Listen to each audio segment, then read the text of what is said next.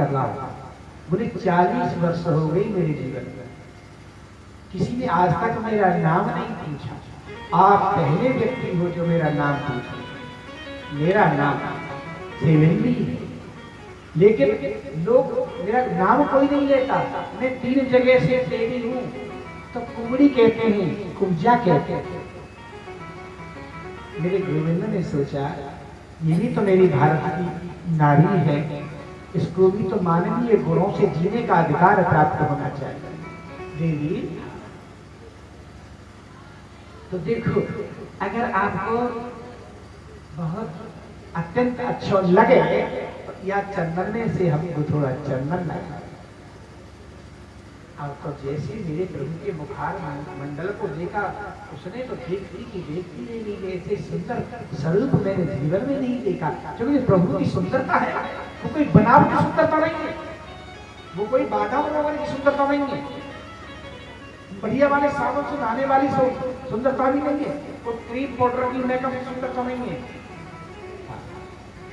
तेज है, तपस्या का तेज, भक्ति का तेज। तो इसलिए अब देखो, बलराम जी की चंदन लगाया, ग्वाल वालों को चंदन लगाया, और जब मेरे लाला कन्हैया को चंदन लगाया तो प्रभु ने कहा अपनी तरफ बुलाया, सुंदरी जी मेरी तरफ आओ। तो उनके नीचे पैर पे अपना पैर जमाया, थोड़ी सी 3 उंगली लगाई, एक झटका लगाया, जो 3 जगह से टेढ़ी थी ना, एकदम सीधी हो गई। और प्रभु ने कहा मेरी तरफ देखो। कैसो प्रभु को उन्होंने नजर डाली है, एकदम लक्ष्मी के समान सुंदर हो गई, एकदम लक्ष्मी के समान सुंदर हो गई। और ये कहे अब तो देखो, अपने शरीर को देखा उसने और प्रभु को देखा चरणों में। प्रभु कितने युगी थे, आपके साथ मैंने छल किया, बहुत कष्ट हो गई, आज आपने मुझ पर कृपा की। इसलिए वो भगवान की परम भक्त थी, वही सुफलका थी जो प्रभु से इच्छा लेकर आई थी, लेकिन उसकी भावनाएं अच्छी नहीं थी, जो बनावटी रूप लेके गई थी। आज कुब्जा बन गई और भगवान हृदय पवित्र हो गया, प्रभु की भक्ति करते करते छल कपट सब समाप्त हो गया। और प्रभु ने आज इसको अपनी शरण में लिया और बोली स्वामी अब तो आपके सिवाय बस मुझे एक ही वचन दो कि एक रात्रि के लिए आप मेरी कुटिया में मुझे सेवा का अवसर आश्वासन दिया। आगे गए मेरे प्रभु, जो धनुष रखा था, जो धनुष दिया था शंकर जी ने कंस के लिए, तो जिसको कोई तोड़ नहीं सकता, और जिसको जो तोड़ेगा वो तुम्हें छोड़ नहीं सकता। तो मेरे प्रभु ने जैसे ही हाथ में लिया, उसको जो 2 टुकड़े हो गए। भगवान आगे गए राजमार्ग में, कुबलिया पे हाथी खड़ा कर रखा था भगवान के लिए, कृष्ण को मरवाने के लिए। मेरे बलराम कृष्ण ने देखने में ही तो छोटे हैं, शक्ति छोटी थोड़ी है। कुबलिया तीर का अंत किया और दोनों उसके दांत उठा लिए और रणभूमि में जा रहे हैं। मेरे प्रभु एक तरफ युवती बैठी है, एक तरफ व्रतमाताएं बैठी हैं, एक तरफ बालिकाएं बैठी हैं, एक तरफ संत बैठे हैं, ज्ञानी मुनि भी बैठे हैं, राजकुमार भी बैठे हैं। बड़ी सुंदर रणभूमि बनाई और समय मेरे प्रभु का प्रवेश हुआ, मेरे गोविंद। और देख करके अब देखो, जाकी रही भावना जैसी और प्रभु मूरत देखी तैसे। जैसी जाकी भावना होती है, सामने वाला उसको ऐसा ही नजर आता है। प्रेम से बोलिए जैसी। और देखो कृष्ण तो है एक, और देखने वालों की भावनाएं अनेक। तो जो बड़े बड़े मल्ल पहलवान बैठे थे, उनको तो मेरे प्रभु पहाड़ के समान नजर आए। और सुंदर जो नारी बैठी थी, उनको मेरे प्रभु कामदेव के समान सुंदर नजर आए। और जो ज्ञानी बैठे थे, उनके ईश्वर के रूप में दिखे, और जो भक्त बैठे थे उनको भगवान के रूप में दिखे, और जो योगी बैठे थे उनको योगेश्वर के रूप में दिखे। सबको अलग अलग, एक ही कृष्ण अनेक रूपों में दिख रहा है। चांडू मुष्टक बड़े बड़े मल्ल पहलवान शैल इत्यादि बोले कि तुम्हारा बहुत नाम सुना था, जितने भी राक्षस भेजे तुमने सब मार दिए, आज हमसे युद्ध करो, हम जानेंगे तुम कितने बलवान हो। कन्हैया बोले मामा जी लड़बो तो हम पे आ रही। अरे कैसे नहीं आता है, जितने बड़े बलवान राक्षसों को तुमने मारा। मामा जी तुम्हारी सौगंध खा के कह रहे हैं, हम तुम्हारी कसम खाए के कह रहे हैं, हमने किसी को नहीं मारा। क्यों? वो तो यहाँ से मरे मराए गए थे, हमने तो केवल यमुना जी ने फेंका, यहीं से मरे हुए गए थे। तो दोनों ने पकड़ लिया। अब बड़ा युद्ध हुआ, चांडूर मुष्टक दोनों ने भगवान विष्णु को पकड़ लिया। भगवान ने दोनों का अंत किया। अब जितने बड़े और भी उनके अनुयायी थे सबका बारी बारी से दोनों ने अंत किया, और उछल करके कंस के पास पहुंच गए और केस पकड़ लिए कंस। कंस बोले छोड़िए, ये क्या सभ्यता है, वो लगती है क्या, मुझे बहुत लगती है। तो सोचो 30 साल पहले तुमने भी एक अभिला के केस पकड़े थे, उसको भी लगती होगी, लेकिन मामा जी वो लगने पर भी नहीं बोली। आज मैंने तुम्हारे केस पकड़े तो तुम्हें मालूम पड़ी केस पकड़ने से कितनी लगी। जाके पग न फटी दिवाई, सो का जाने पीर। तो जो है और कन्हैया ने एक ही बात कही, सुनो। अरे चांडूल मुष्टक पहलवान कहाँ है सब, सुनो वो सब वहां गए, जब तुम्हारा जाना बाकी है। अब तुम एक काम करो, मेरी तरफ देखो, मैं योगेश्वर हूँ, मैं नारायण हूँ, तुझे मुक्ति दो। अब तुम मेरी तरफ देखो मामा जी, इधर उधर देखने से काम नहीं चलेगा।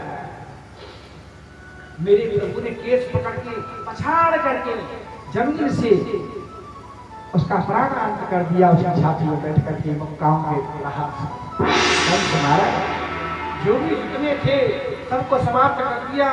आज उग्रसेन महाराज को जेल से मुक्त किया, और माता देवकी वसुदेव जी को मुक्त किया जेल से। आज सब हर्ष और उल्लास के साथ में आज उग्रसेन महाराज का राज्याभिषेक हो रहा है। सब प्रसन्न हो रहे हैं, आनंद मना रहे हैं प्रभु के पास, सब आनंद मना रहे हैं, सब प्रसन्न है रहे हैं, सब खुश हो रहे हैं। प्रभु की खुश, पाप का अंत हो गया। अब देखो प्रभु तो बड़े करुणा में।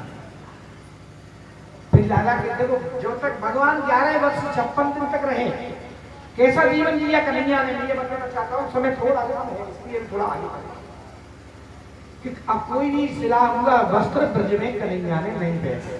सिला हुआ ना वस्त्र कभी पहना नहीं, कभी भी पैरों में पादुकाएं नहीं पहनी, क्योंकि कुछ ऐसे गरीब सखा थे तो विभिन्न गरीब थे, उनके घर में कुछ नहीं था। तो कन्हैया ने सोचा इनके सामने में बैठल के बाहर जाऊंगा तो थोड़ा फर्क पड़ जाएगा मित्रता का, ये मेरे को बड़े बाप का समझ। तो उनके साथ मैया की खुशी के लिए घर में पहन लेते, लेकिन बाहर जाते तो ऐसे ही जाते जैसे वो अन्य ग्वाल रहते थे। कभी पांव में जूता नहीं पहना, सिला हुआ वस्त्र नहीं पहना, केस नहीं कटाए। उनका संकल्प था जब तक दुष्ट कंस का नष्ट नहीं कर दूंगा तब तक केस नहीं कटाएगा। आज वसुदेव जी और माता देवकी जी ने ब्राह्मणों को बुला करके और जो चोटी चौड़ी चोटी रखवाई। चोटी एक हिंदू झंडा है, एक एंटीना भी है, दूरदर्शन केंद्र के हाँ समाचारों को पकड़ता है। ये प्रेम से बोलिए जय श्री राम। तो इसलिए चोटी ब्राह्मण से ही नहीं, चोटी तो सबको होना चाहिए, हिंदू मात्र होना चाहिए। जो एक अलग है, आजकल फैशन प्रस्त हो गए, लेकिन मैंने बड़े बड़े फैशन प्रस्तों को देखा है, अंत में उसी जगह पे आ जाते हैं। प्रेम से बोलिए जय श्री राम। तो इसलिए भगवान की कृपा से शांति गुरु के यहाँ भेजे और प्रभु ने सारी विद्याएं प्राप्त करी। और जो है कहा, मैं सुदामा जी से भेंट हुई, सुदामा जी से भेंट हुई और सुदामा जी से बोले कन्हैया सुदामा जी मित्रता हुई सुदामा जी से, कभी मेरी मथुरा में आना। सुदामा जी का प्रयास करना है, और देखो आओ भगवान की कृपा से जागरण से प्रभु शांति पंथी के यहाँ से पढ़ के आते, अपनी कक्ष में चुप बैठे रहते, किसी से बात नहीं करते, शांत रहते। जो हंसने वाला, जो इसकी पहचान ही हंसी से होती है, वो एकदम गंभीर संकट की तरह बैठा है। देवकी मैया ने कही जब से गुरु जी के यहाँ से विद्या सीख के आया है, कृष्ण बोलता है, अपनी कक्ष में बैठा बैठा बोलता रहता है। उनको तो बार बार याद आती है मैया यशोदा की, बाबा नंद की, राधा रानी की, ब्रजांगना। उद्धव जी को घर पे भेजा। उद्धव जी ने पूछा, उद्धव जी देखो कन्या क्यों रोते हैं, क्या मथुरा में क्या कोई उनको परेशानी, कोई कष्ट है? उद्धव जी तो भेजा। उद्धव जी ने पूछा, गोपाल मैं व्यक्तिगत रूप से पूछता हूँ, आपको यहाँ कोई कष्ट है? हम याद रखते हैं, कोई कष्ट नहीं, तो क्यों रोते हो, क्या बात? उधो मोय ब्रज विसरत नाही, हंस सुता को सुंदर करवत और कुंजन की छाई। हे उधो मोय ब्रज विसरत नाही। उधो मैं 1000 बार प्रयास करता हूँ ब्रज को विसारने की, पर मेरे हृदय से ब्रज नहीं जाता। मैया यशोदा, ग्वाल बाल, गोपी, श्री राधा मुझे बार बार याद आता, उसको मैं नहीं भुला सकता। तुम ऐसा करो, मेरा संदेशा लेकर के ब्रज में जाओ। मैया यशोदा, नंद बाबा, उसके बाबा, मैया यशोदा, नंद बाबा, गोपी, ब्रजांगना, सबको मेरा समाचार। उद्धव बोला, मैं याद आती है आपको संदेशा लेकर के मैं जाऊं, और मैं गुरु बृहस्पति का शिष्य, यादवों का परवर मंत्री, जब मैं महाराज अपने भाषा में बोला तो बोले भैया आप अन्य न समझे, मैं कृष्ण गोविंद ने भेजा है, कन्हैया ने भेजा है, और वो तुम सबको बहुत ही याद करते हैं, और इसलिए मैं संदेशा लेकर के आया। सब बाल शांत हो गए। अरे कन्हैया बड़ा निठुर है, बड़ा निठुर है, बड़ा निर्दयी है, सालों बार याद आई तो संदेशा भेजा है। बारे बोले, घर से घनश्याम गए कहीं के, घर से घनश्याम गए कह के, ब्रज में हम आएंगे परसों, परसों ही की जो हद बीत गई,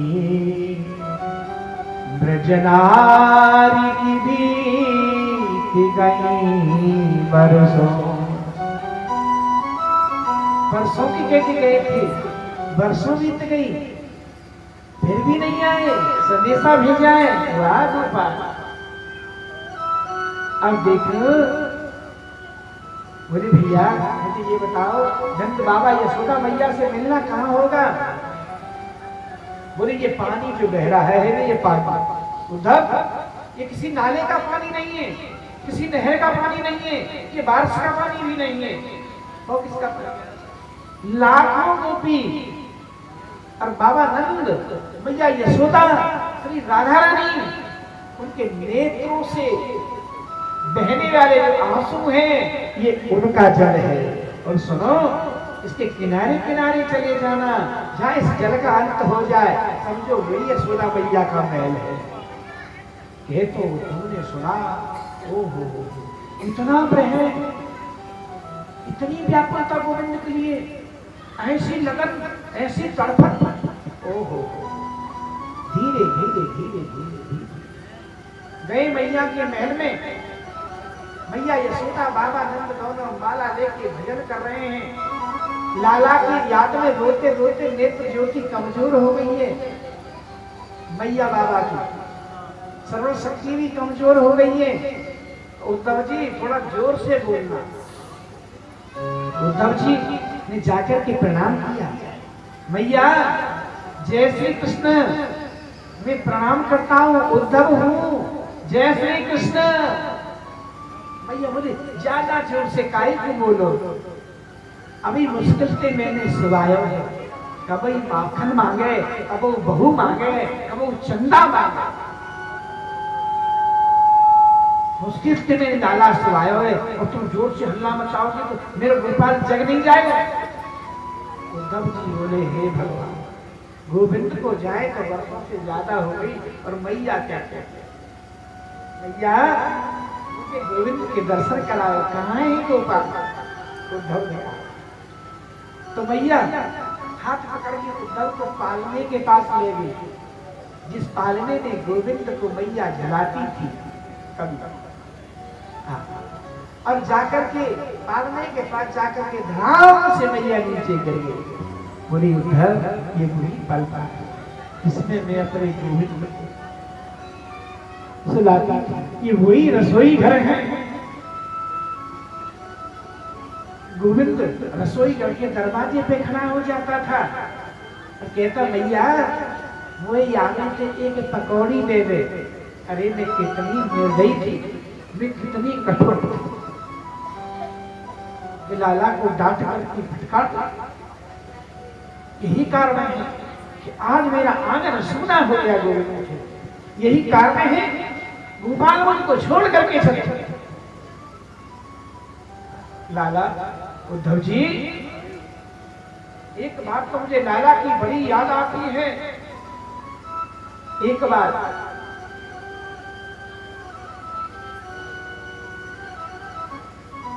मैंने लाला को बेजर की रोटी पे माखन रखी थी। अब लाला आंगन में ठमक ठमक ठमक ठमक नाचे और रोटी माखन खा गया। मैया कहती है उद्धव जब मुझे उस लीला का स्मरण होता है तो मैं सोचती हूँ मेरे प्राण सुरक्षित क्यों हैं, इनका अंत क्यों नहीं होता। तो कहीं से कौआ उड़ता हुआ आया और लाला की रोटी को लेके भाग गया, उड़ गया। अब तो मचल गए हो गोपाल, मैं अपनी भाई रोटी को लूंगा, मैं कौवा से युद्ध करूंगा। अपनी भाई रोटी को ले ऐसी ऐसी सुंदर सुंदर कन्हैया लीला करते थे। आज मेरा आनंद सुना हो गया, मैं सोचती हूँ मेरा प्राण अंत क्यों नहीं होगा। अब जी के कर्म में क्या, मेरा गोपाल मुझे छोड़ के चला गया, मेरा गोविंद चला गया। रात भर बैठ करके चर्चा हुई, फिर बोली रातें होती मैया यशोदा के चरणों में प्रणाम किया। माता मैं आपके चरणों को प्रणाम नहीं करूंगा, आपके चरणों के प्रणाम करने के काबिल नहीं हूं। पहली बात के लिए तो मुझे क्षमा करो, मैं ग्वालनी गंवार को समझ रहा था, तो आप नहीं। ज्ञानी भी तुम्हारी चरणों की एक कण पे बाल की जाए तो कोई बड़ी बात नहीं। माता अब मैं श्री राधा रानी बजाकर आए हैं, ब्रज गोपी हैं, उनके दर्शन करना चाहता हूँ। तो जहां पर लाखों गोपी बैठी हैं उनके बीच में श्री राधा बैठी। एक गोपी ने आकर के कही राधा रानी आज मैंने सपनों देखो और सपने में कन्हैया मेरे घर आए और मेरे बछड़ों को छोड़ करके भाग गए खोल करके, और मैं उनके पीछे पीछे गई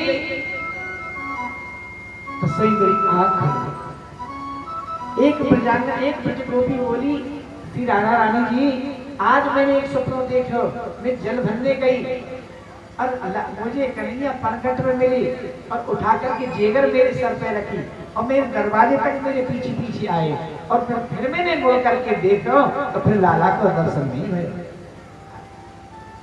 ऐसे अपने अपने सपने की वास्ता बताए। राधा रानी केवल सुन रो रही है और सपनों की बात सुन रही है। क्या राधा रानी जी, स्वामी जी आपको सपना नहीं दिखता? राधा रानी बोली कि जिस दिन से मेरे प्राण बल्लभ गए हैं मुझे छोड़ कर मेरी सौत मेरी निधिया भी उनके साथ चली। तुम बड़ी भाग्यवान हो, पुण्य आत्मा हो तो तुम्हें सपना दिखता है। मुझे दिखता ही नहीं, तो तुम्हें बताओ। उद्धव समय के ही भगवान गोविंद को जाए इतने दिन हो गए, क्या राधा रानी किशोरी श्री राधे सोई नहीं? गोपियों के पास आए थे, बोले मैं उद्धव हूं, देवियों तुम जिनके प्रति ऐसा भाव प्रकट कर रही हो, जिनके प्रति तुम ऐसा भाव प्रकट कर रही हो, जो प्रीतम समझ के तुम उनको मान रही हो, ये गलत है। वो तो ब्रह्म है, निराकार है, कभी और ब्रह्म निराकार के हाथ नहीं होते, पैर नहीं होते, एक एहसास होता है। इसलिए देवी तुम जिस भाव से गोविंद को भज रही हो, वो दृष्टि तुम्हारे ठीक नहीं है, ये तुम्हारा कान का भाव है, कामनाओं का भाव है। इसलिए मन को निर्गुण ब्रह्म में लगाओ। जब निर्गुण ब्रह्म में व्यक्ति का मन लग जाता है तो भटकावा समाप्त हो जाता है। तो कहती है कि ऊधो मन न भये 10 20, ऊधो मन न भये 10 20, हे कौसो गयो श्याम संग, हे कबूतो गयो श्याम संग, हमको राधे मन न भये 10 20, अबूतो मन न भये 10 20। अरे मन 10 20 नहीं है, एक ही मन है, वो तो गोविंद के संग चला गया। हाँ, तो अब दूसरा मन हम कहाँ से लावे, और दूसरा मन कहाँ से लावे, और ब्रह्म में कैसे लगावे? और सुनो, हम किसी ब्रह्म को नहीं जानते, हम तो एक ही बात जानते हैं कि श्याम तन श्याम मन, और श्याम ही हमारो धन, आधो या बंधो हमें श्याम ही सुकाम है। कि श्याम जिए श्याम हिए, श्याम बिन नहीं जिए, अंधेरी सी लाकड़ी आधार श्याम नाम है। कि श्याम गत श्याम मत, और श्याम ही है प्राणपति, श्याम शुभधाई शोभाधाई श्याम नाम है। ब्रजांगना कहती है ऊधो तुम भय बोरे, बोरे मतलब पागल, कि ऊधो तुम भय बोरे, पाती ले आए बोरे, योग कहाँ राखे, यहाँ तो रोम रोम श्याम है। योग के लिए हमारे पास जगह नहीं, हमारे तो रोम रोम में गोविंद बसा हुआ है। और तुम पागल हो, पाती लेके आए, इसलिए आए, तो तुम रोती क्यों है? क्या हम कन्हैया से मिलने के लिए रोती है क्या? तो किस लिए रोती हो? आहा, उनकी याद ही हमारा जीवन है। बस गोविंद की याद ही हमारा जीवन है, यही हमारा परम लक्ष्य है। अगर गोविंद से मिलने वाली बात होती तो मथुरा कोई ज्यादा दूर नहीं है। सुबह जाती, शाम तक 2 बार मिल के आ जाती। लेकिन उनके ग्रह में जो हमको आनंद प्राप्त हो रहा है, जो सुख प्राप्त होता है, उधर तुम क्या समझोगे प्रेम की गति क्या है?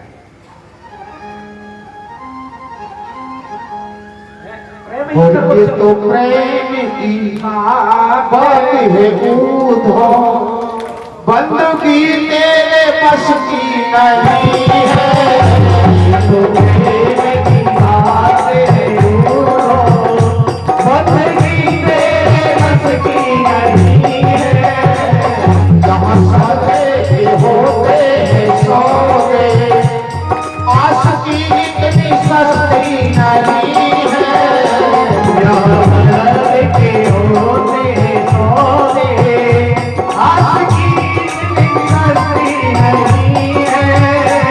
ये तो प्रेम की बात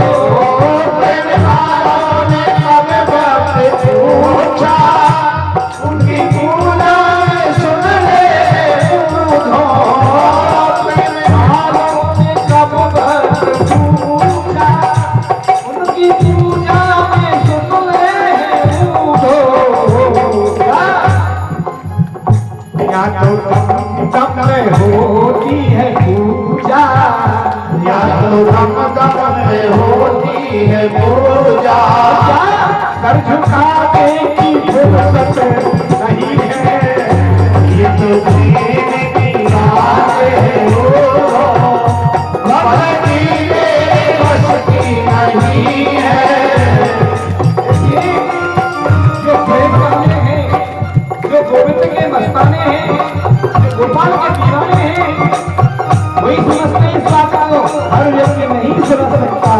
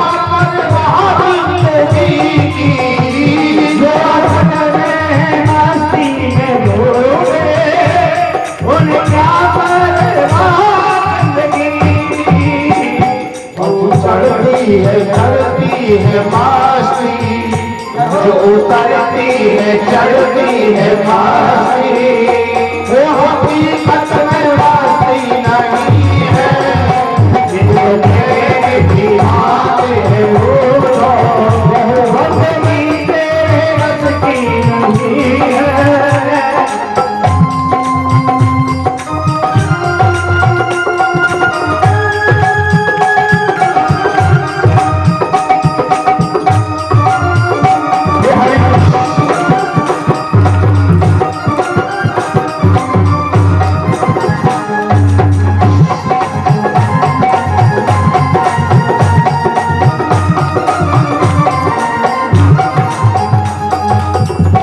जाम पर जाम पीने से क्या फायदा,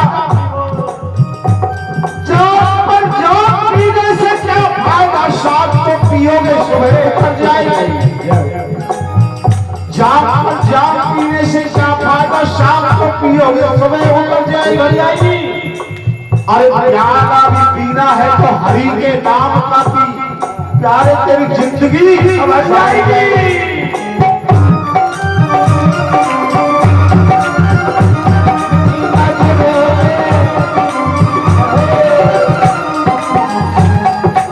नजरों में है श्याम प्यारे, नजरों में है श्याम प्यारे, वो तो रहते हैं दुनिया से प्यारे,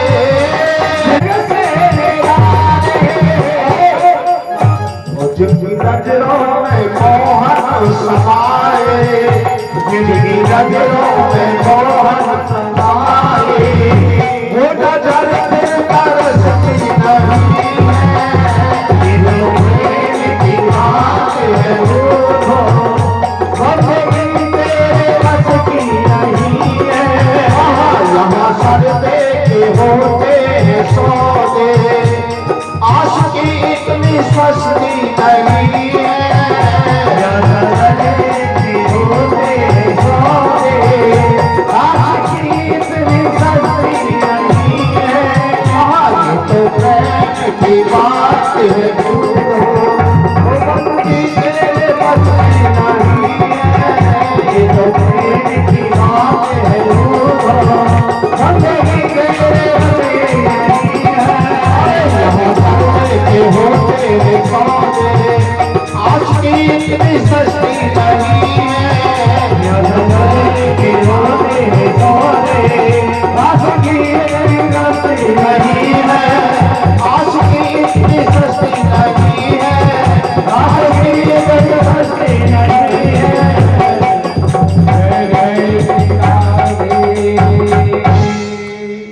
बोलिए देवियों, कि मैं आपको वचन देता हूं कि वंदे नंद ब्रज स्त्रीरा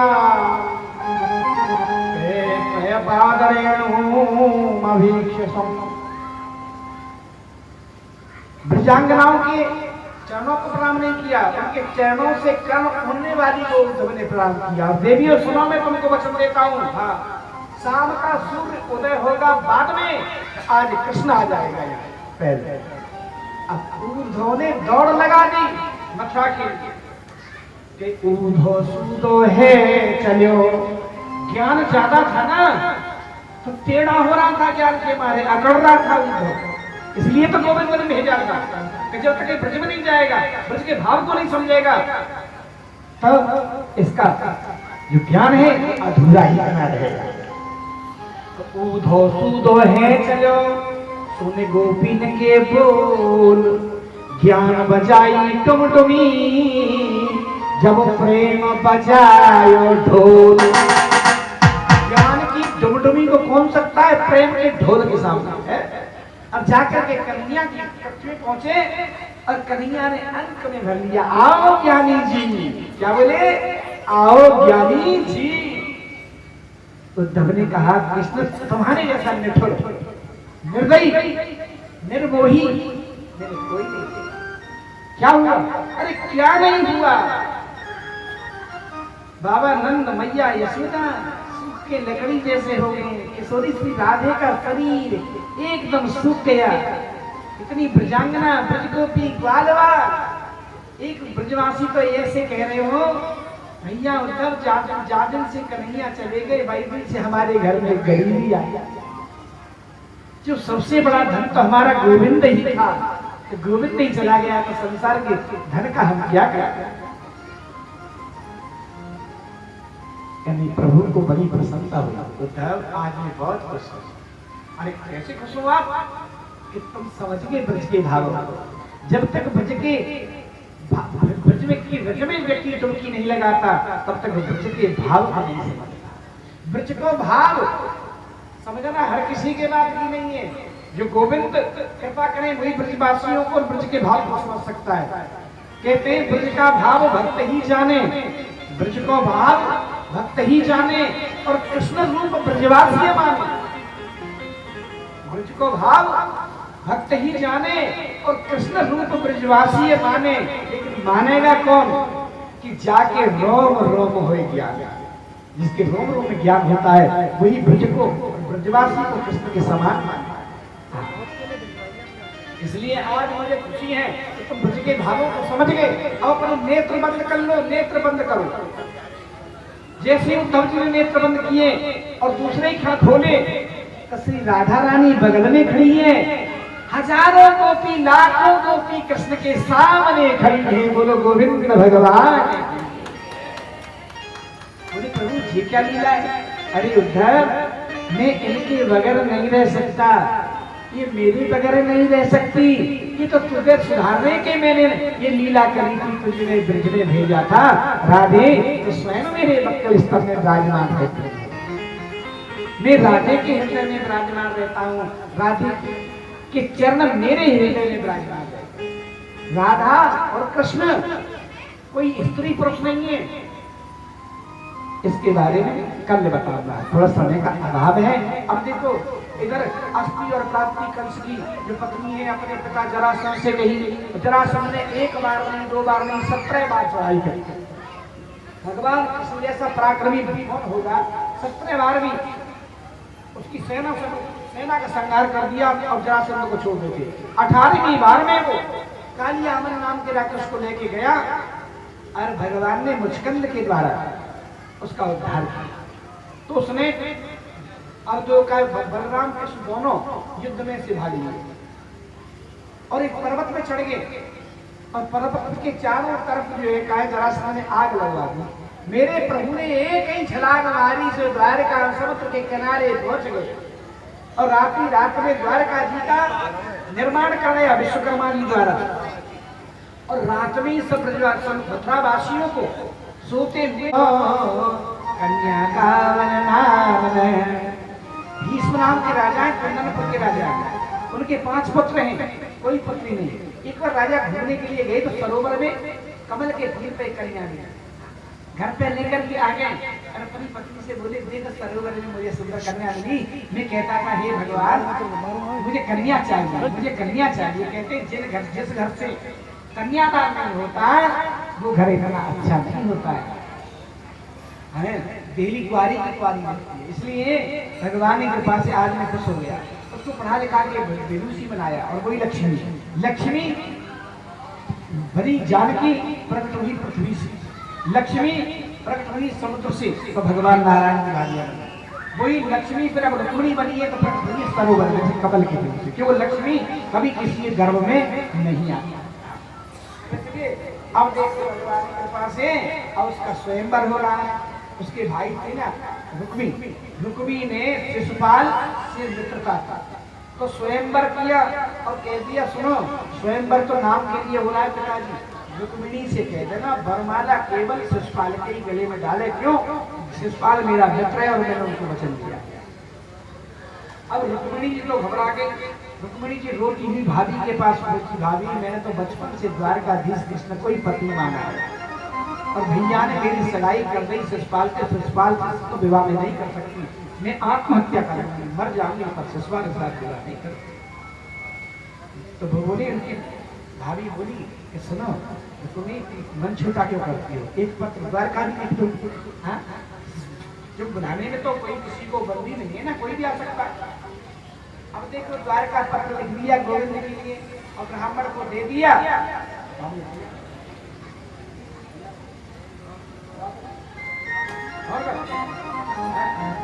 तो इसलिए अरे भगवान की कृपा से ब्राह्मण पहुंचा द्वारका में, जाके कन्हैया को पत्र दिया।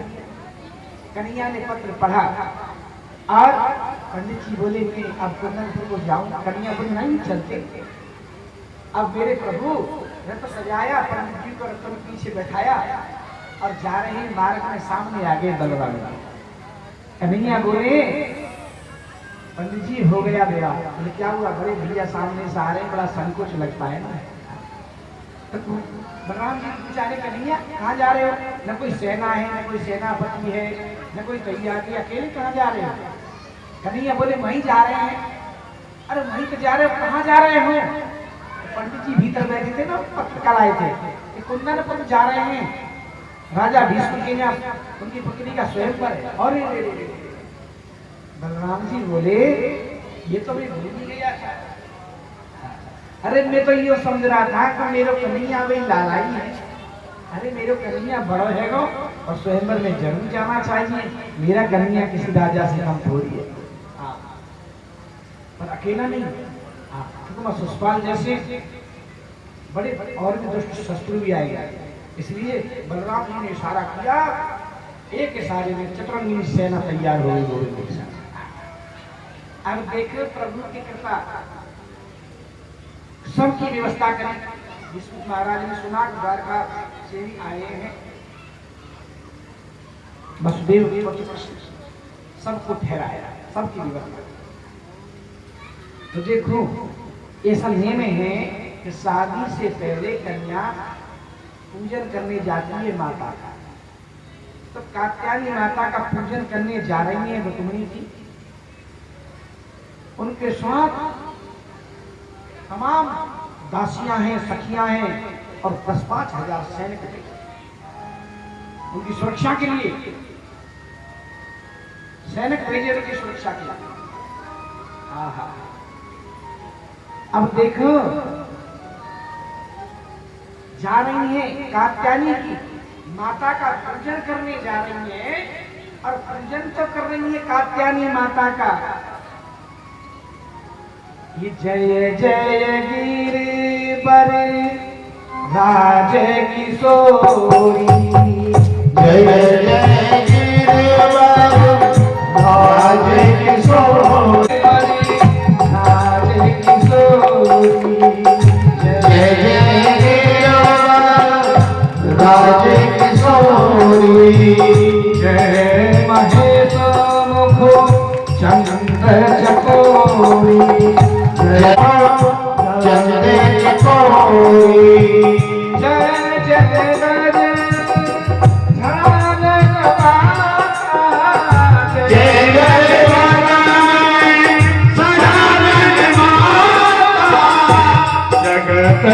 हरिदा तेरी दूतिका जगति हरिदा ताने सुनिदाता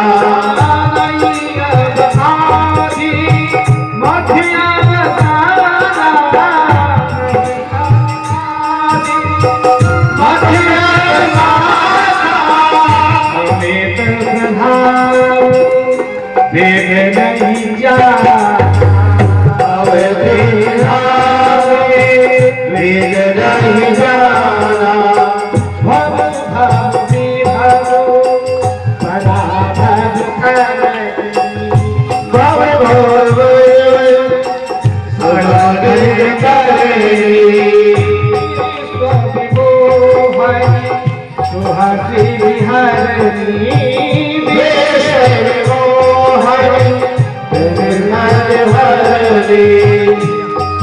आगे भी पूजे पद कमल तुम्हारे तेरी पूजे पद कमल तुम्हारे आगे भी पूजे पद कमल तुम्हारे तेरी पूजे पद कमल तुम्हारे सुरी सब होई सुखारे सुंदर बोले सब भोले सुखारे माता का पूजन किया प्रेम से रुक्मिणी जी ने।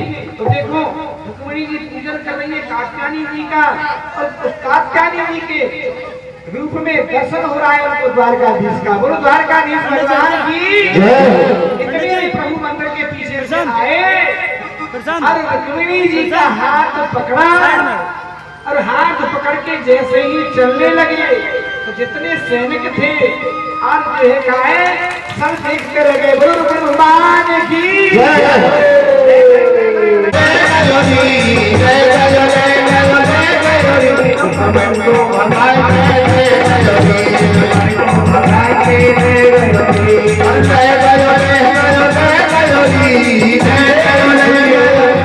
भैया सुनिए, आप देखो रुक्मिणी भगवान द्वारकीश भगवान श्री कृष्ण और रुक्मिणी जी विराजमान है और देखो आराम से पूजन करना, कोई जल्दबाजी नहीं है और आराम से पूजन करना एक एक आकर के आनंद के साथ। और भगवान की कृपा से और पहले हमारे भैया पूजन कर लो, इसलिए अब उसके बाद सभी धीरे धीरे आना, एक एक करके आना, सब पूजन करना, ये ऐसा आनंद हमें। इसलिए भगवान की कृपा से सभी पूजन करिए शांति से, जल्दी लाइए कोई नहीं। पंडित जी, और जो भी आए प्रसाद लेकर के आइए। प्रशांत जी, पंडित जी, प्रशांत पंडित जी, जो भी बालकुमारी का कन्यादान करना चाहते हो वे समय आ सकते हैं और बालकुमारी का कन्यादान कर सकते हैं। कल कथा का विश्राम दिवस है। चलिए हाँ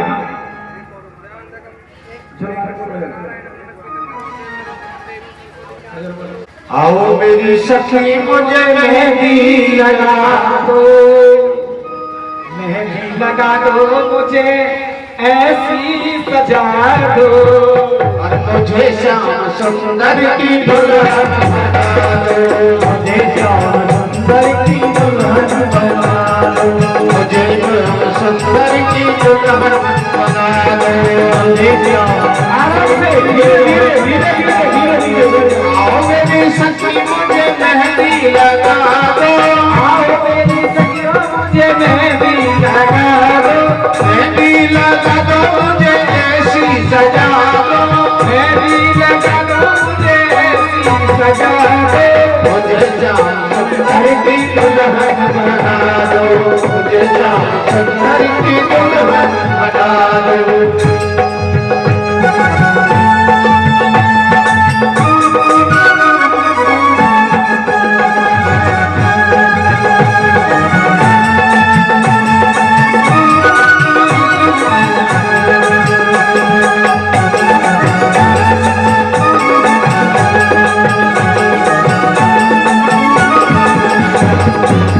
सच सच में मेरी बात चलाई,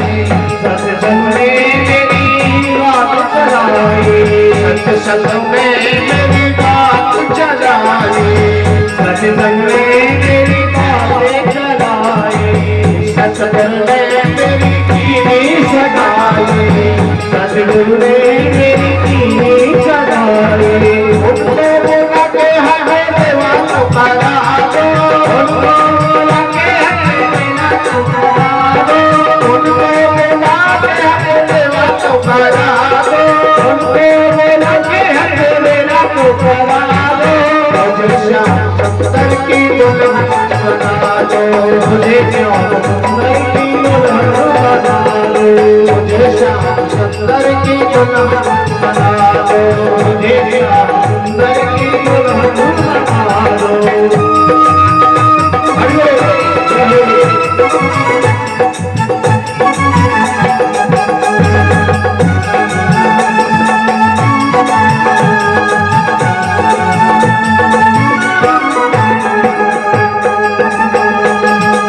ऐसी ओढ़ो चुनरी जो रंग नहीं छूटे, ऐसी ओढ़ो चुनरी जो रंग नहीं छूटे, ऐसी ओढ़ो चुनरी जो रंग नहीं छूटे, ऐसी ओढ़ो चुनरी जो रंग नहीं छूटे। ऐसा करो दूल्हा जो कबहू ना रूठे, ऐसा करो दूल्हा जो कबहू ना रूठे, ऐसा करो दूल्हा जो कबहू ना रूठे, ऐसा करो आज मेरी मोतियों से जान को भरा दो, आज मेरी मोतियों से जान को भरा दो, आज मेरी मोतियों से जान को भरा दो, आज मेरी मोतियों से जान को भरा दो। श्याम सुंदर की दुल्हन बना दो, मुझे श्याम सुंदर की दुल्हन बना दो, मुझे श्याम सुंदर की दुल्हन बना दो, मुझे श्याम सुंदर की दुल्हन बना दो।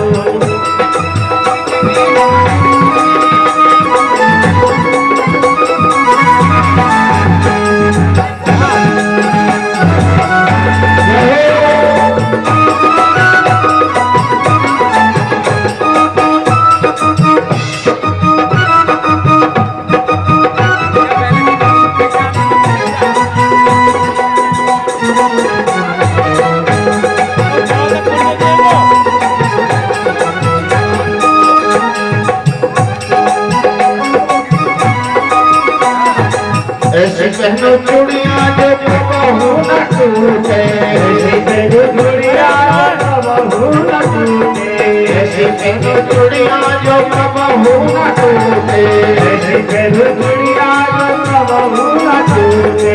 ऐसा करो दूल्हा जो कबहू न टूटे, ऐसा करो दूल्हा जो कबहू न टूटे।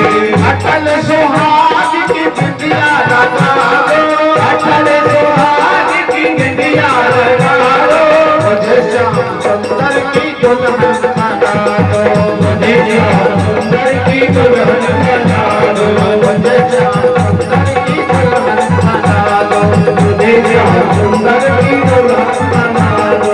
आओ मेरी सखी मुझे मेहंदी लगा दो, आओ मेरी सखी मुझे मेहंदी लगा दो, मेहंदी लगा दो मुझे ऐसी सजा दो, मेहंदी लगा दो मुझे ऐसी सजा दो, मुझे श्याम सुंदर की दुल्हन बना दो, मुझे श्याम सुंदर की दुल्हन बना दो, मुझे श्याम सुंदर की दुल्हन बना दो, मुझे श्याम सुंदर की दुल्हन बना दो।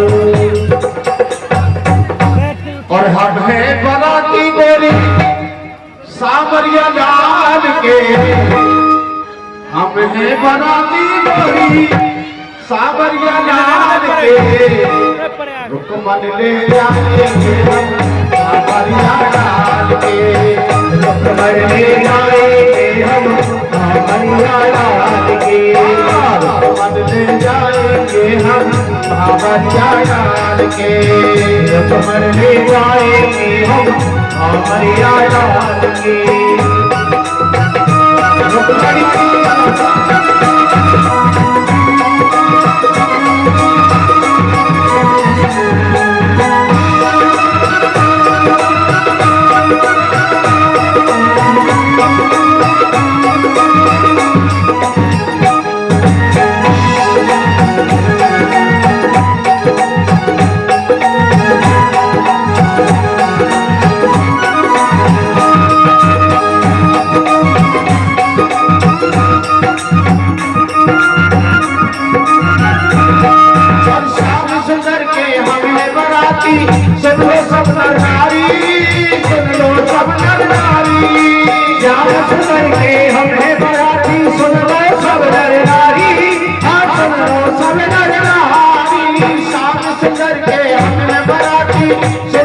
नर नारी, सुन लो सब नर नारी, जाओ सुनर के हम हैं बराती, सुन लो सब नर नारी, हाँ सुन लो सब नर नारी।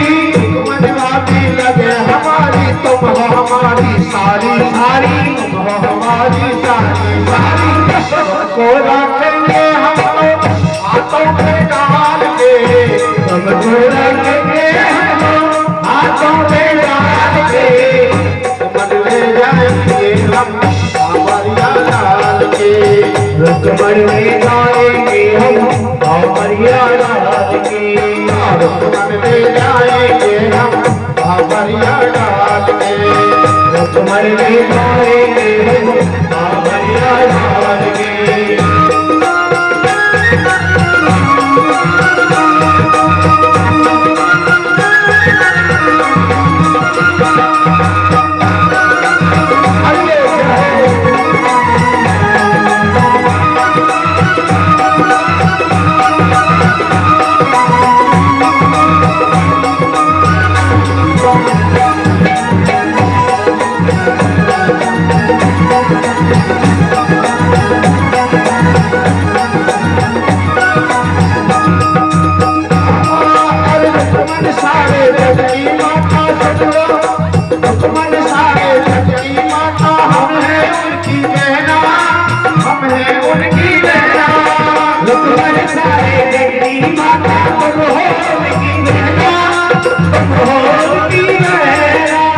इसीलिए कुछ कर रहना, हमसे कुछ ना कहना और हमसे कुछ ना कहना, वरना मारे जाओगे चाल से, वरना मारे जाओगे तेरा की चाल से, तो बदले जाएंगे हम हमारा डाल के, तो बदले जाएंगे हम हमारिया डाल के।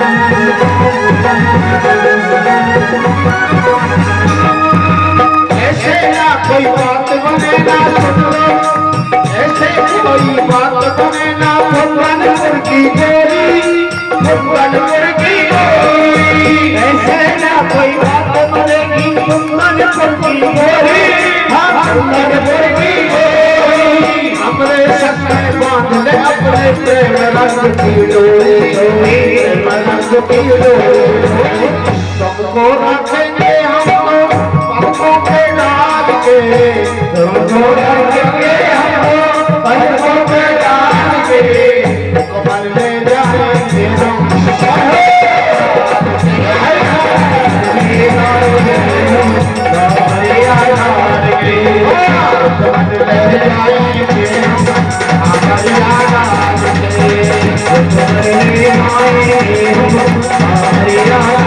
के, कमल ले जाएंगे हम हमारिया डाल के, कमल ले जाएंगे हम हमारिया डाल के।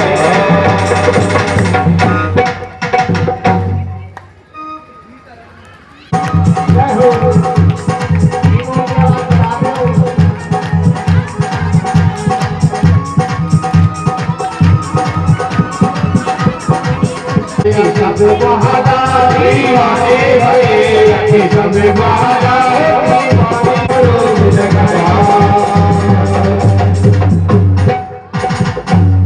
जोड़ी का जवाब नहीं, जोड़ी का जवाब नहीं, दूल्हा बड़े जोड़ी का जवाब नहीं।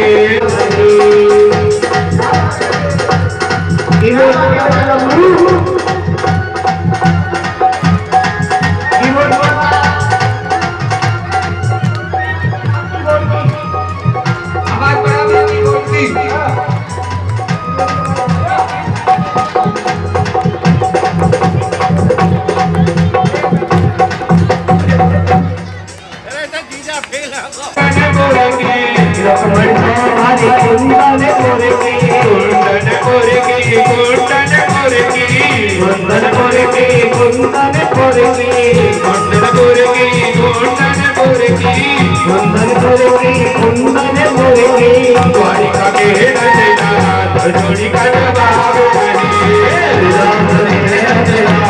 जोड़ी का जवाब नहीं जोड़ी का जवाब नहीं जोड़ी का जवाब नहीं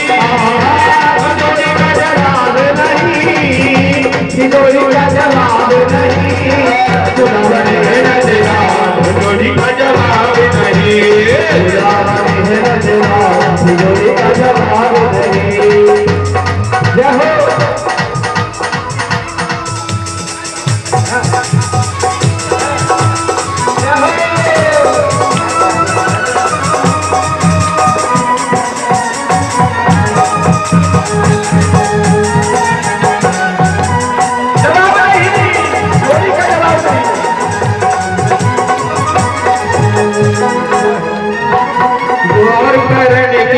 रुक्मणी तो मारी गौर करण की रुक्मणी तो मारी रुक्मणी तो मारी गौर करण की रुक्मणी तो मारी गौर करण की गौर करण की गौर करण की सब वरण नंदलाल जोड़ी का जवाब नहीं नंदलाल जोड़ी का जवाब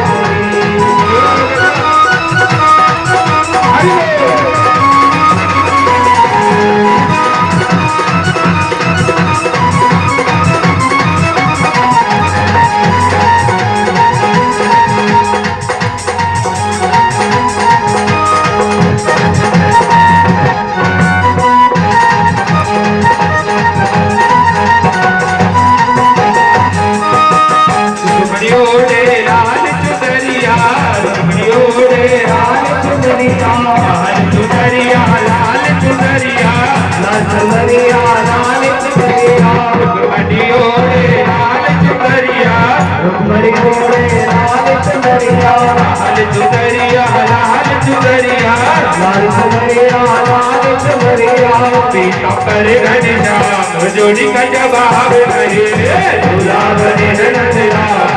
का जवाब नहीं जोड़ी का जवाब नहीं जोड़ी का जवाब नहीं जोड़ी का जवाब नहीं दुल्हन है नंदलाल जोड़ी का जवाब नहीं दुल्हन है नंदलाल जोड़ी का जवाब नहीं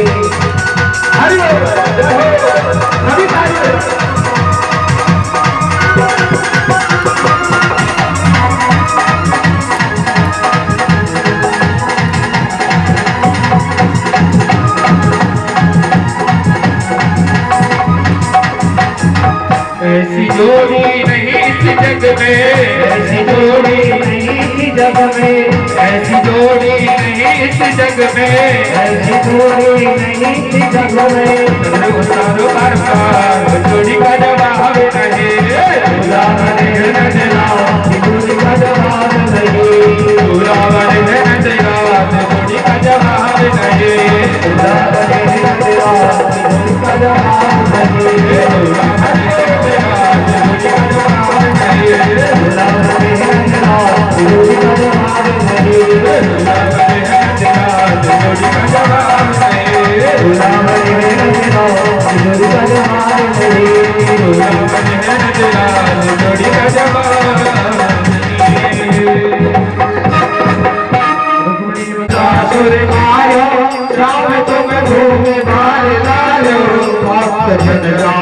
चैया की आरती कन्हैया की हर हर मुरली बजैया की आरती कृष्ण कन्हैया की कृष्ण समय सदा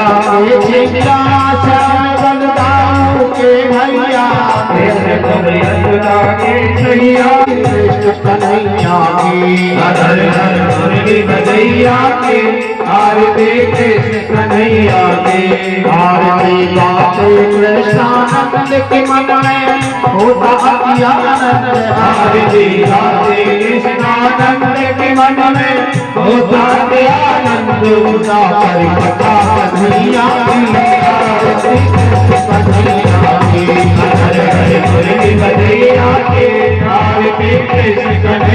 की आरती कृष्ण कन्हैया की आरती कन्हैया की आरती कृष्ण कन्हैया की आरती कृष्ण कन्हैया की आरती कृष्ण कन्हैया की आरती कृष्ण कन्हैया की आरती कृष्ण कन्हैया की आरती कृष्ण कन्हैया।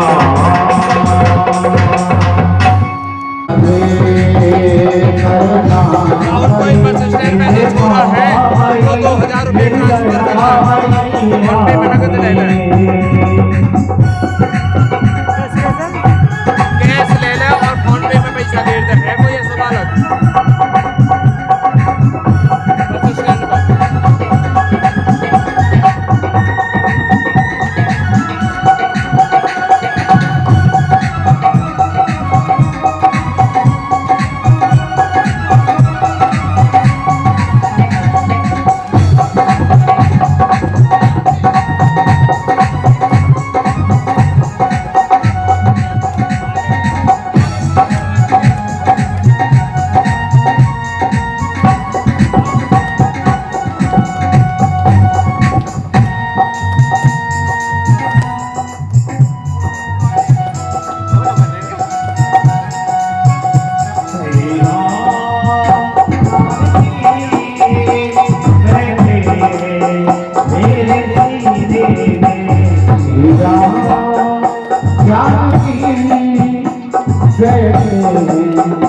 मेरे सीने में जानकी बैठे मेरे सीने में जानकी मेरे सीने में जानकी बैठे मेरे सीने में देख लो मेरे दिल के नगीने में देख लो मेरे दिल के नगीने में देख लो मेरे दिल के नगीने में देख लो मेरे दिल के नगीने में श्री राम जानकी बैठे मेरे सीने में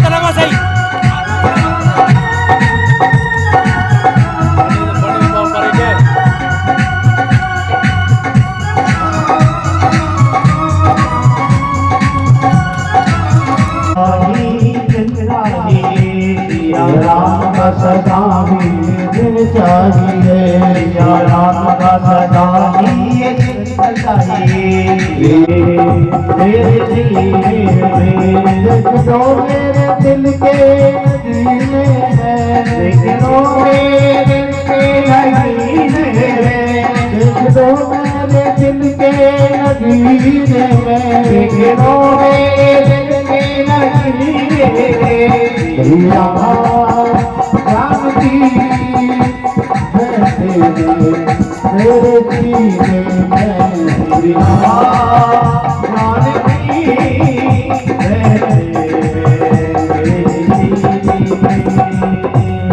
बोलिए भगवान चंद्र भगवान की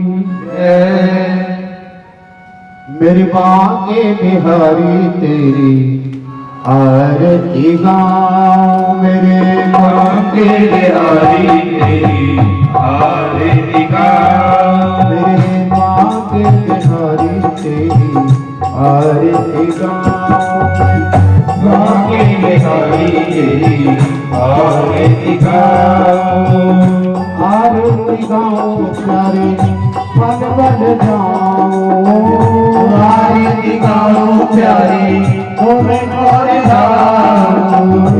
आरती गाँव प्यारे तुमको रिझाओ आरती गाँव प्यारे तुम्हें को रिझाओ बांके बिहारी तेरी आरती गाँव बांके बिहारी तेरी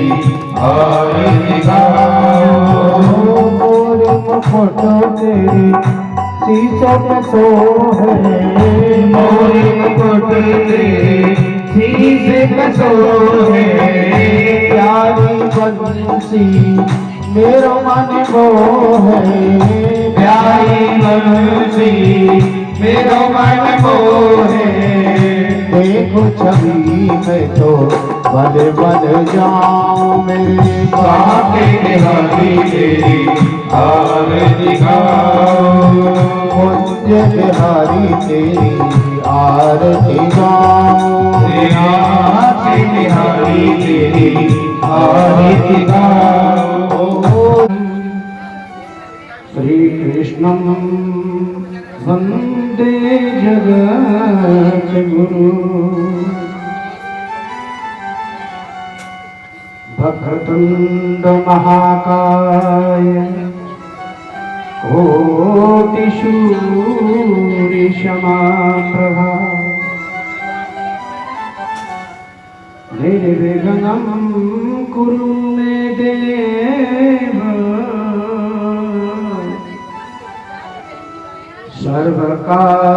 सर्वकार्येषु सर्वदा सर्वमंगल मांगल्ये शिवे सर्वार्थ साधिके शरण्ये त्र्यंबके गौरी नारायणी नमोस्तुते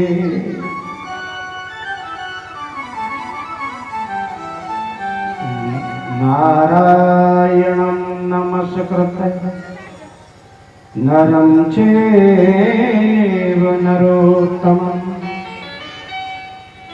देवीं सरस्वतीं व्यासं ततो जयमुदीरये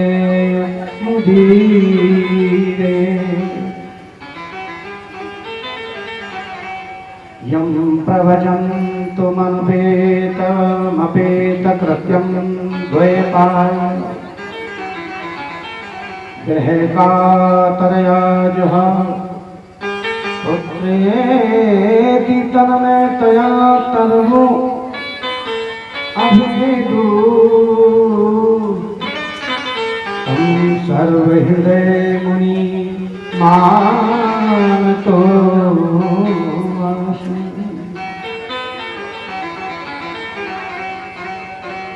मनोजवं मारुततुल्यवेगं जितेन्द्रियं बुद्धिमतां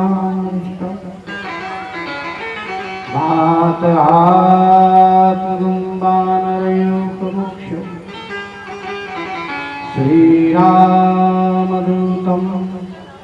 शरणं प्रपद्ये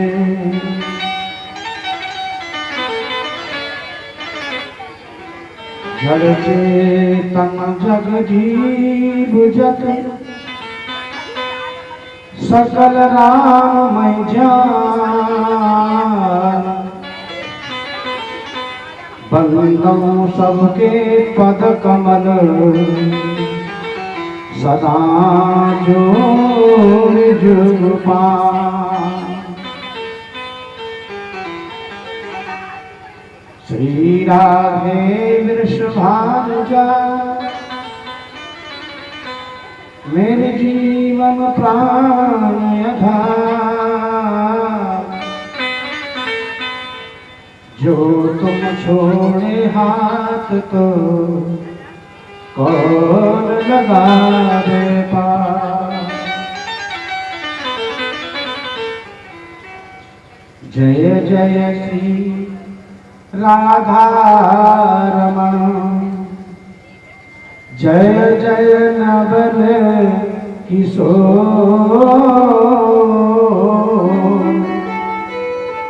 जय गोपी चित चोर प्रभु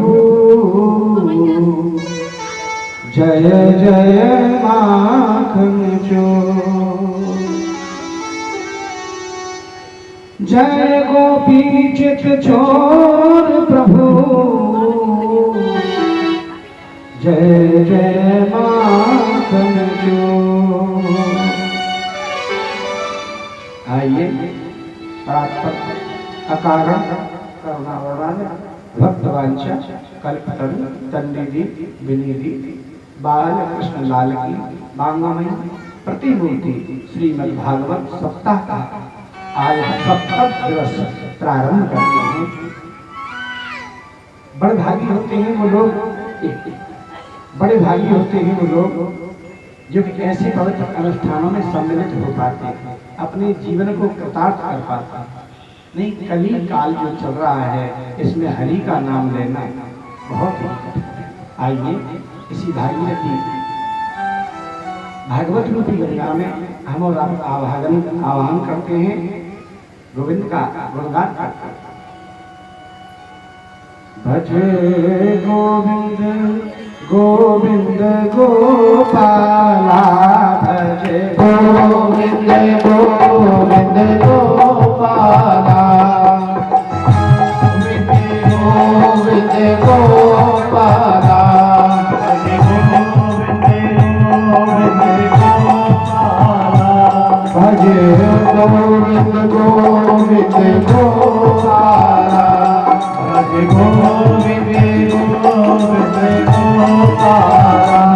भजे गोविंद गोविंद गोपाला, भजे गोविंद गोपाला। ओ हरो नंद लाला मेरा मुरली मनोहर, नंद लाला मेरा मुरली मनोहर, नंद लाला मेरा मुरली मनोहर, नंद लाला। भजे गोविंद गोपाला, भजे गोविंद गोविंद गोपाला, मेरा मुरली मनोहर, नंद लाला मेरा मुरली मनोहर, नंद लाला मेरा मुरली मनोहर, नंद लाला मेरा मुरली मनोहर, नंद लाला। ओ मेरा देवकी नंदन नंद लाला मेरा देवकी नंद लाला। ओ भजे गोविंद गोविंद गोपाला,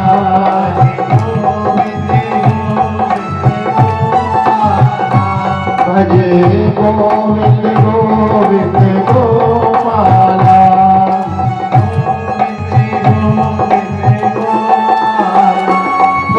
मुरली मनोहर, नंद लाला मेरा मुरली मनोहर, नंद लाला मेरा मुरली मनोहर, नंद लाला मुरली मनोहर, नंद लाला।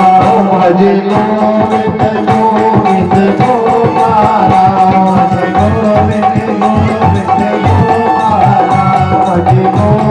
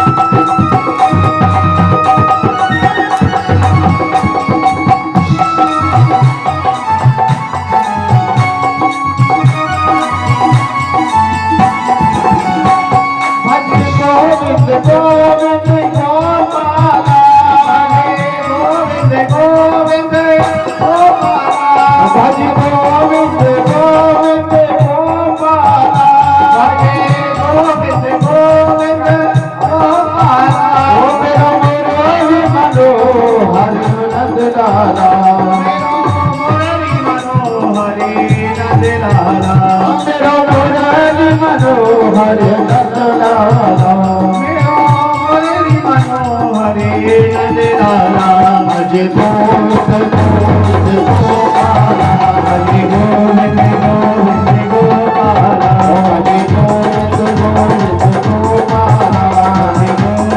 गोविंद गोपाला।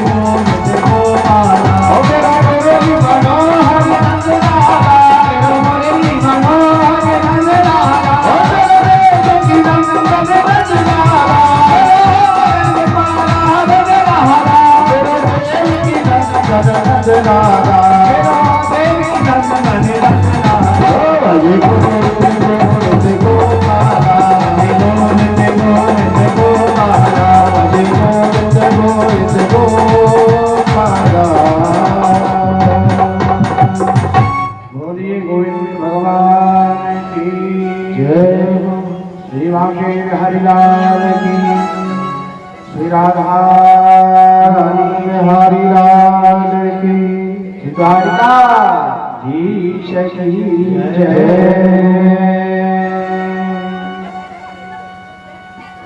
तो कल सभी भक्तों ने बड़ा आनंद उत्सव मनाया।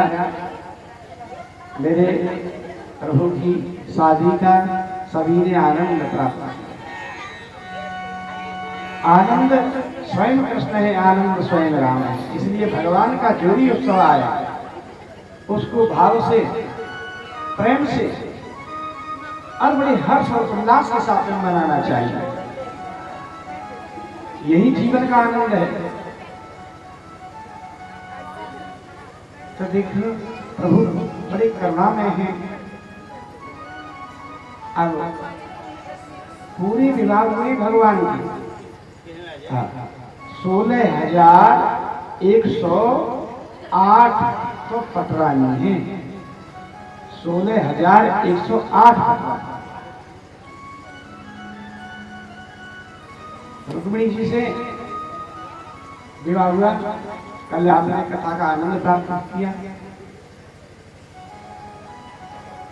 तो देख भाई, जो व्यक्ति ज्यादा जीवन में प्रगति करता है, ज्यादा जीवन में ऊंचा उठता है, उसके शत्रु भी उसके साथ साथ बढ़ते चले जाते हैं। चाहे कोई भी कारण हो, कुछ बगैर कारण के भी शत्रु होते हैं। अरे देखो, पहले ये 500 रुपए की किराए के कमरे में रहता था, है? आज महीने का ये 200 करोड़ टर्नओवर करता है। सिंह मरमर के बगले बना करके रहता है। यह भी एक ईर्षा का कारण है, यह भी एक शत्रुता का कारण है। तो मेरे प्रभु का विवाह हुआ और प्रथम उनके पुत्र हुआ प्रद्युम्न। प्रद्युम्न को प्रसूत का गृह में से उठाकर के संबरासुर ले गया। संबरासुर जरासंध का रिश्तेदार और विमान पर चढ़कर के समुद्र में उस बच्चे को फेंक दिया। पर जाको रखे साइया मार सके ना को, बालन बाका कर सके जो जग बेरी हो। रखवाला इसका मुर्गी धरे भला, उसको क्या चिंता, उसका कोई कुछ नहीं बिगाड़ सकता। तो जैसे ही संबरासुर ने प्रद्युम्न को समुद्र में फेंका, उसी समय एक विशाल मछली को झमाई आई और सीधे प्रद्युम्न जी उसके मुख में होकर के उसके पेट में चली गई। अब देखो लीला गोविंद की कि उस मछुआरे ने समुद्र में जाल डाला मछली पकड़ने के लिए, और वो मछली जाल में आ गई। और जाल में आ गई तो वो मछली संबरासुर की रसोई में ही गई। और जब मछली को चीरा गया तो उसके पेट में से बालक निकला। बालक निकला तो संबरासुर के पास लेकर गए, महाराज ये मछली जो रसोई में आई थी, इसके पेट में से बच्चा निकला। संबरासुर ने कहा देखो हमारे तो किसी काम का है नहीं। अच्छा, संबरासुर की रसोई में रसोई बनाने का काम करती थी विद्यावती। विद्यावती तो विद्यावती काम करती थी। तो बोले ऐसा हमारे तो किसी काम का ये बालक है नहीं, विद्यावती को दे दो। तो विद्यावती की साथ में प्रद्युम्न जी पल रहे। एक दिन नारद जी आ गए और नारद जी ने विद्यावती से कहा देवी तुम्हारी जो गोद में ये छोटा बच्चा है ना बालक, बोले जी महाराज ये तुम्हारा पति है, तुम्हारा पति है ये। मतलब मेरा पति कैसे? तुम रति हो और ये कामदेव है। भगवान शंकर ने जब काम को भस्म कर दिया था तो उनकी पत्नी रति रोती हुई बिलखती हुई भगवान शंकर के सन्मुख गई और चरणों में लेट गई। तो कर्मा अवतार, कर्मा के अवतार है मेरे भोले बाबा, प्रसन्न हो और बोले देवी तुम्हारे पति अब तुमको द्वापर में मिलेंगे। जब कृष्ण अवतार होगा और उनके जो पुत्र होंगे प्रद्युम्न वो तुम्हारे पति होंगे और तुम जो है सम्रासुर की यहाँ रसोई बनाने का काम करेंगे और वही तुम्हारी उनसे भेंट हो जाएगा। तो नारद जी कहते हैं ये तुम्हारे पति हैं, तुम रति हो, यही काम करो। अब देखो कामदेव जो है क्या है, जो विद्यापति ना बहुत बड़ी शक्तिशाली है विद्या, जल्दी ही प्रद्युम्न को बड़ा कर दिया उन्होंने आयु से पहले। अब इधर देखो जब सम्रासुर को बहुत भारी युद्ध हुआ तो अकेले प्रद्युम्न ने सेना सहित सम्रासुर का संहार किया और सम्रासुर का संहार करके जब द्वारका में प्रद्युम्न जी आए विद्यावती के साथ, इतने में मेरे प्रभु के, मेरे गोविंद के 16,107 विवाह और हो गए। प्रेम से बोलिए जय श्री राधे।